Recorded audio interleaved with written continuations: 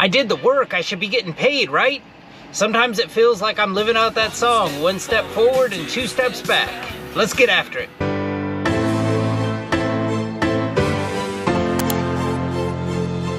One of the last things I'd hate for you to think about me is that, like, I just know everything about Amazon and everything always goes my way. That couldn't be further than the truth. I'm constantly, one of the reasons I'm able to, continue to keep making these videos is, trucking with Amazon is a constant source of content. There's always something happening, something going on. And, I had something happen this last, it happened on Wednesday, November 8th. I had signed up for a hostler shift down at Sand 3, supposed to be 12 hours, started at 6 p.m. Tuesday night, was supposed to end 6 a.m. Wednesday morning, and time comes along for me to time for me to check out. I think it was like 6:05 or something like that. Never want to check out before one of these shifts ends, and I go into my work queue to kind of, just two things I was getting ready to do. I was getting ready to end the hostler shift, and then because I'm at the back side of the yard on Sand 3, I was gonna have to do the remote check-in. So I figured, I'm well versed in doing both of these things, so I go into my work queue and there's nothing there.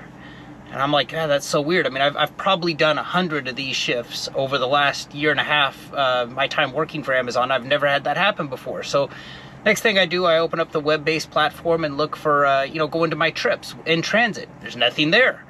And so then I start going into my history and I look and it says, canceled, $175 truck order not used.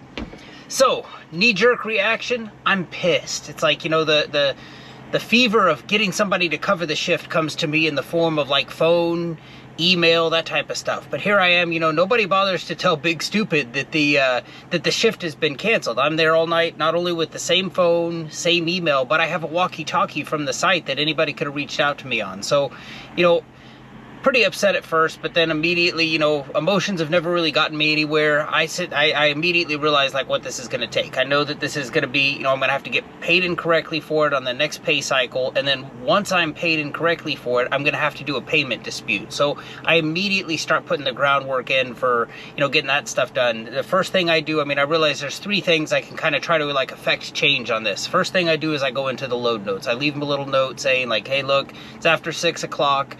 Nobody told me that this shift was canceled. I stayed until after 6. I do that.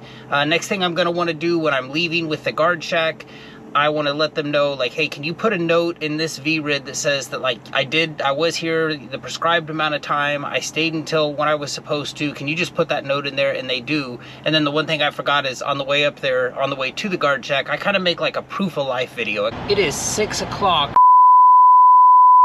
to check out of this thing. And don't worry, I kept it professional.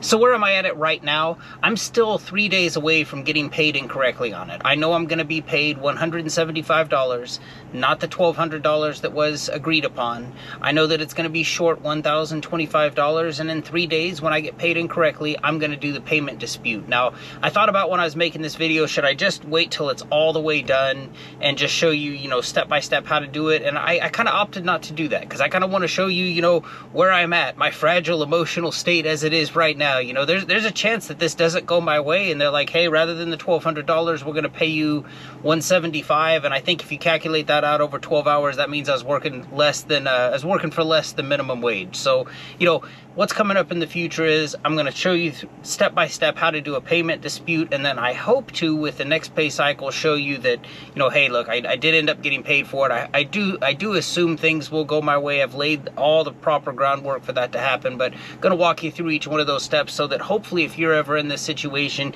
you can see exactly how to handle it. I know that there's sometimes people, if this had been my first experience with Amazon, this definitely would be negative for me. But, I want to put this out there so people know, hey, look, these things happen. If Amazon weren't as compartmentalized as it is, this would be, way easy to take care of. But unfortunately, you're dealing with a facility, you're dealing with ROC, you're dealing with the payment dispute department and all these little things, and just knowing what to do hopefully can show you what to do if you're ever in this situation.